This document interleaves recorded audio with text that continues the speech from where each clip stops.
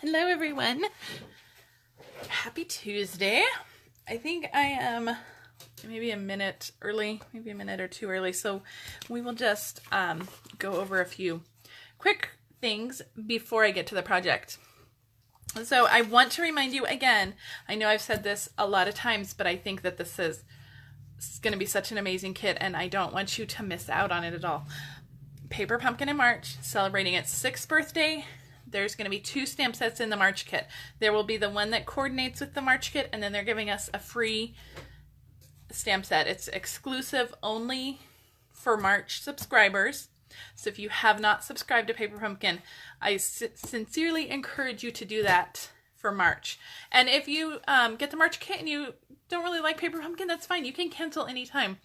There is no penalty for canceling.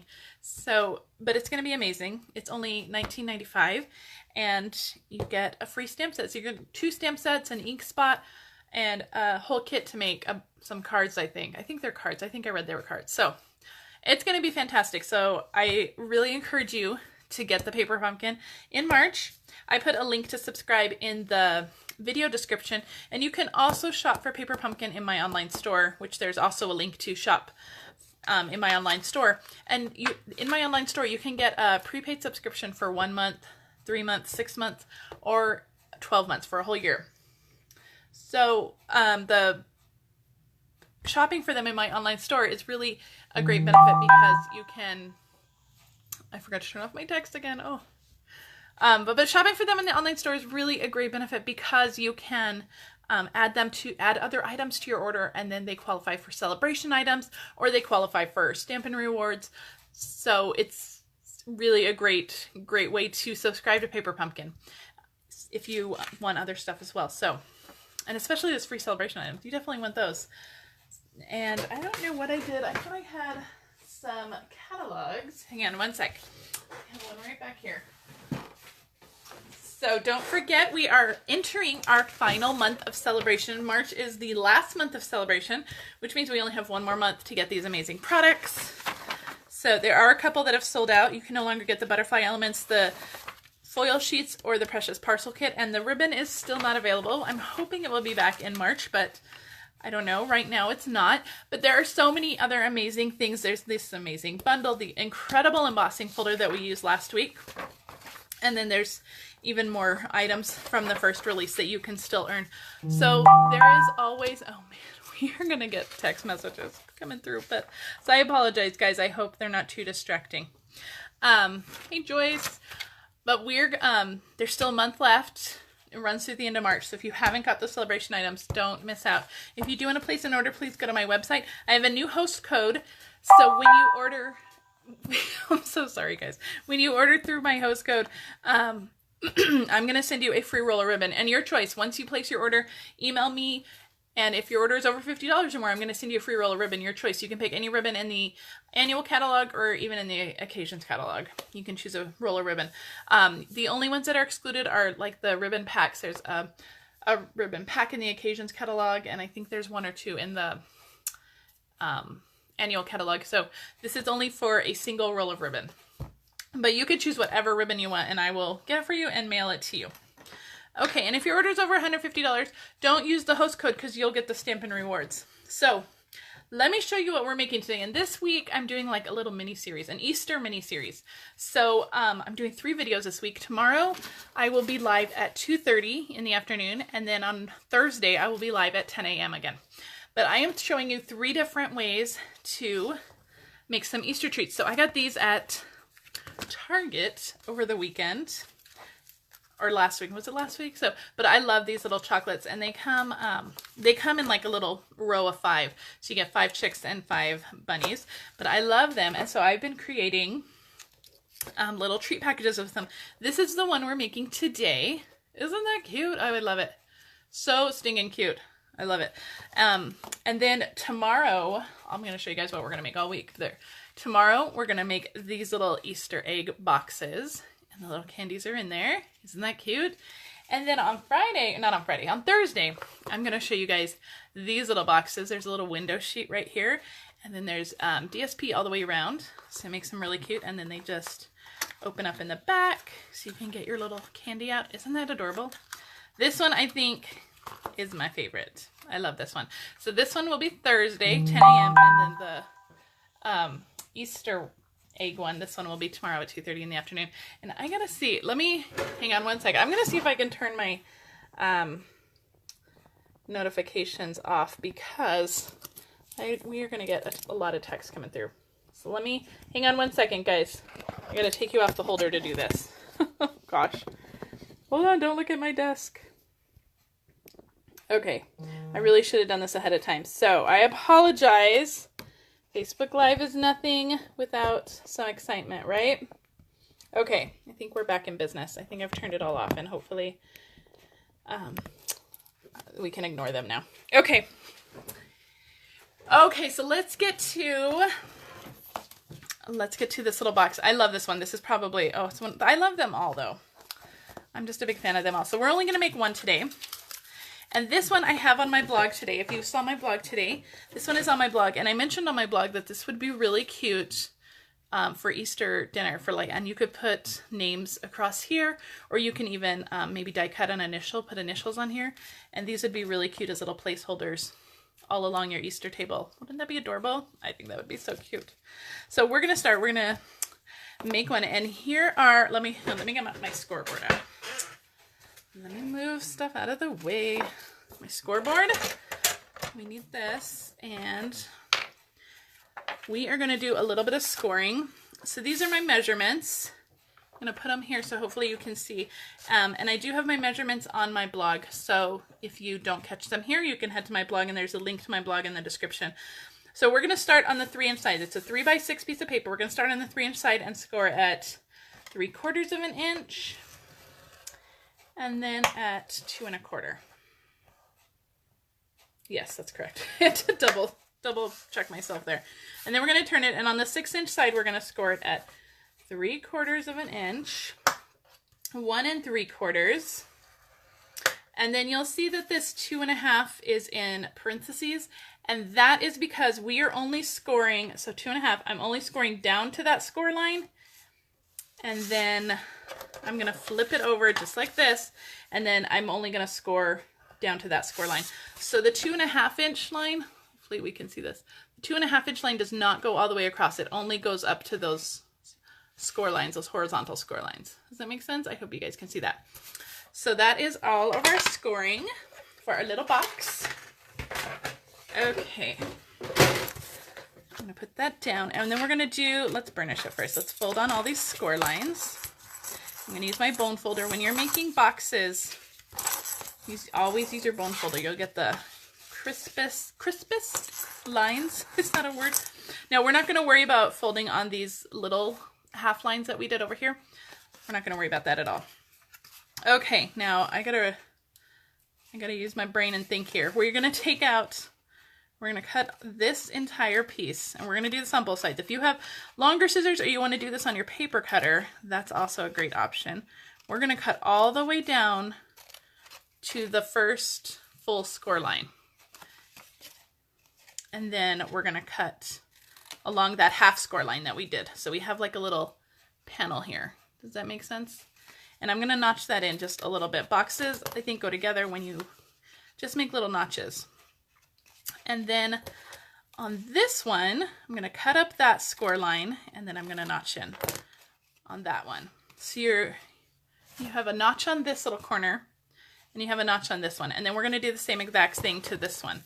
So I'm going to cut up that line right here, all the way down to that full score line. And then I'm going to cut this off. We don't need that piece, but we do need this little tab. You want to make sure you keep that tab. And then I'm just going to notch in. And then on this side, I'm going to cut up the score line and notch in a little bit. So this is the shape you're left with. When you're done, you have this long piece down here, and this is the back of our box. This is the long piece that goes up here. That's the back. And then you have this piece, okay? Perfect. Let me get rid of all my trash. And I'm going to use, we're going to assemble this now. Although, wait, 1 minute. Before we assemble, we're going to round the corners. I have our what is this called? Our detailed trio punch. And I'm just using the little corner edge here, pushing it in and rounding the corners. Okay, get rid of that trash. And now we're gonna assemble it. And I'm using fast fuse. If you don't have fast fuse, use tear tape or the green glue, the liquid glue. I don't recommend snail because boxes you really want to stay together, and snail just is not strong enough to hold together. So on all of those tabs that we just made, okay, my fast fuse is gonna be difficult today. On all those tabs that we just made, you're gonna put some adhesive on those little tabs. Oh my gosh, my fast fuse is fighting me today. Come on, fast fuse. Don't do that. I swear, fast fuse and I, we have a love-hate relationship. That's just what it is. Okay. So to assemble now, we're gonna take these little tabs, and those are gonna get glued right on the back here, just like that. So those are gonna go like on the inside back here. And then these little tabs just fold in, and they just fold up just like that. So easy peasy, right? How cute. And so that's our little box all put together. Now we're gonna do some decorating on it. So I have some of this is Blushing Bride cardstock that I used. I don't think I mentioned that. And then I have some of the Blushing Bride DSP. And I put the measurements for the DSP on my blog. This is 1 1/4 by 4. So this is 1 1/4 by 4. And this is 5 by 1/2 inch. So this is just a little strip. Great way to use your scraps. I'm gonna corner around this just so that it matches that top corner rounded edge here. And the corner rounding is really an optional thing. I think it gives it a nice finished look, but you certainly don't have to corner round it if you don't want to. And I'm gonna stick this on. I'm gonna grab my snail though, because my fast fuse is not enjoying me today. Oh my gosh, and my snail is, oh my gosh. One of those days, I guess, guys, right? One of those Stampin' days. And then this is just gonna go in. I like to just stick it in the bottom of my box and line everything up, and then give it a good press down. Make sure everything's nice and straight. Okay, now to punch our little hole, and I just thought you don't have to do the hole if you don't want. If you want more room to write maybe a name or to put an initial, that's fine too. I just thought the hole was cute because it's a cute little carrying basket kind of thing. But again, the hole is optional. I am just going to line this up as straight as I can be. And just give that a little punch. Perfect. Love it. And you want to do the circle punch after you put the DSP down. That way everything lines up. And finally, well, not finally, we're not to the end yet. But our little strip here, my snail, oh my gosh, you guys, I'm like having serious adhesive problems today. All my adhesive wants to fight me today. So this little 1/2 inch strip, I'm just going to line it up, try to put it in the middle, and then I'm just going to wrap it around. And the ends will meet in the back, so there will be visible ends in the back, but it's the back of the box. I don't really mind that. Nobody looks in the back, right? Perfect. Just going to stick that down. Make sure everything's nice and stuck. Isn't that cute? So cute. Coming along great. All right, we're going to do a tiny bit of stamping. Let me bring my samples in too. I'm going to do just a tiny bit of stamping. I have Blushing Bride cardstock, and I am using the Easter Blessings stamp set, or Easter Blessings greeting from the Itty Bitty Greeting stamp set. This is in our annual catalog. This is a huge stamp set. You get 32 of them, but they have some of the best greetings ever and some of the tiniest greetings. I love them. And I am looking on my desk. I just realized I forgot to grab my classic label punch, so I'm going to have to get up and grab that right away. So I just stamped my Easter Blessings, and that's all we need the ink for. Let me grab that punch real quick. Okay. Thankfully, my room is not huge, so I can easily grab stuff. But I'm going to just punch this out with my classic label punch. And it doesn't have to be too centered. We're going to trim those ends anyway. So I'm going to grab my scissors again. And I'm just going to trim this to a little angle on each side. You don't have to do that if you like the look of it, but it hung off a little too much, so I just wanted to make it a little shorter. And I am going to grab glue dots because all other adhesive is hating me. So we're going to go with glue dots, and I will have to worry about my adhesive later. So a couple glue dots on that. This goes right on there. And then we're going to add our chocolate. And now for the little bunny, I didn't want them to fall out. So I have them actually, I put some glue dots on here. So I have this turned upside down so they don't fall out. But I wanted to put some glue dots just because I did not want them to fall out. So I'm just putting a couple glue dots on the bottom of each, on the bottom. So I just have one on each end here.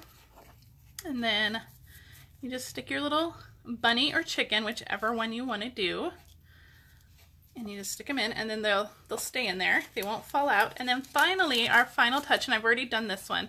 I pre-tied a bow. This is just with our white woven ribbon. I pre-tied a bow here. I didn't have any Blushing Bride ribbons, so I just went with the white, which I think looks great. So there's our first little Easter treat box. Isn't that cute? I love them all. I think the Coastal Cabana one is my favorite.